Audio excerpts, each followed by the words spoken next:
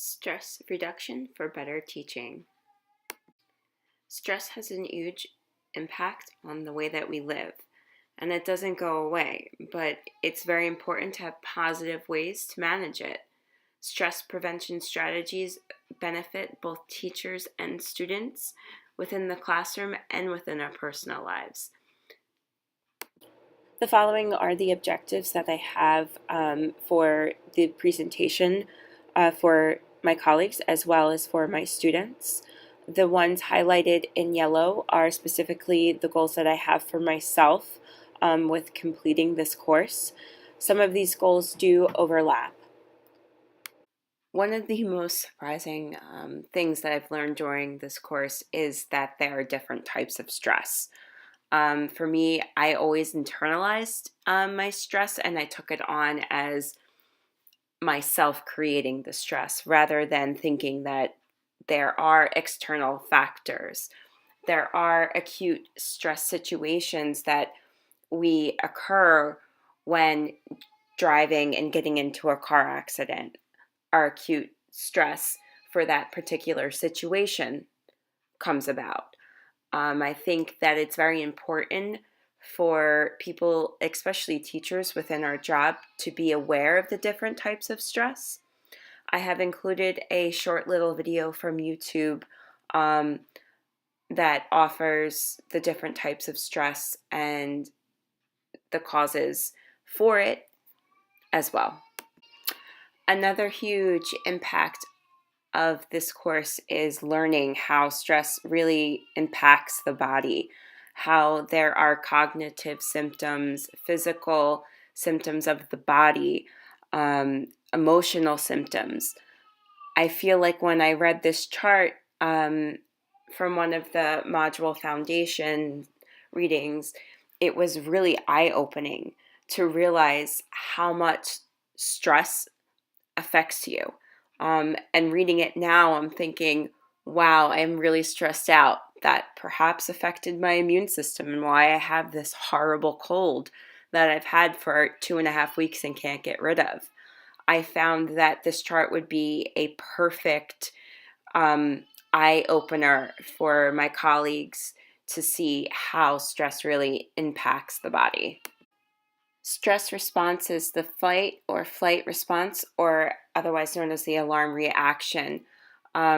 Kicks in when incurring any type of stress. When dealing with chronic stress, there are a lot of effects that can really end your life. Alzheimer's and dementia really stuck out to me, that the effects of stress has on your brain is life altering. So it's very important for people to be aware, especially teachers and students, to be aware of this so that we're able to manage stress better. The personal well-being survey, I actually took from our class. I found it to be very beneficial. I like that it offered you ranges and suggestions of ways to manage the areas where you needed to work on.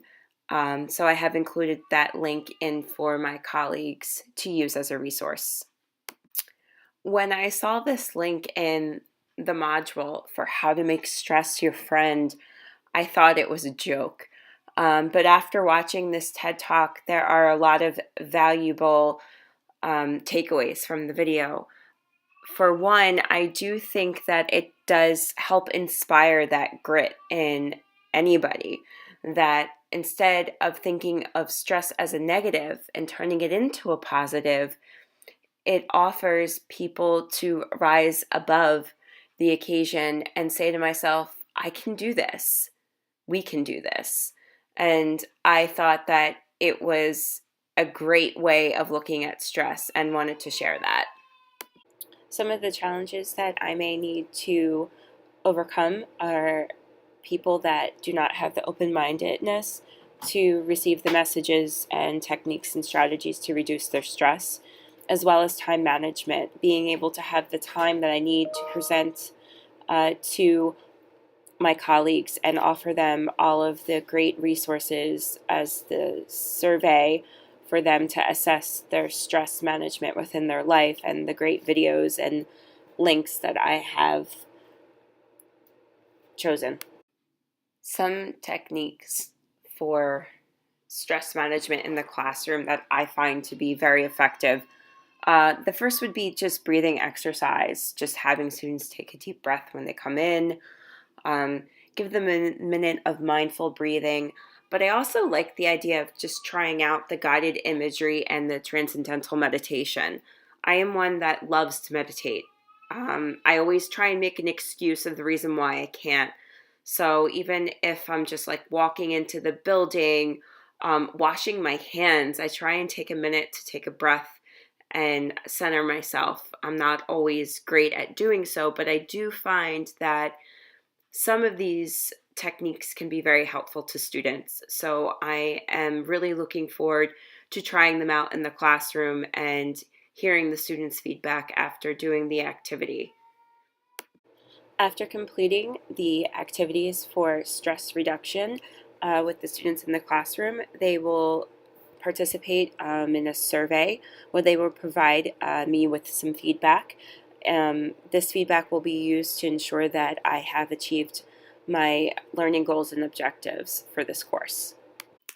I recently did a little presentation during a department meeting about one of the courses that I was taking, and I really found that teachers were really to having apps on their phone that can give them notifications and help make them more aware and getting into a routine of being in a positive mindset and being mindful.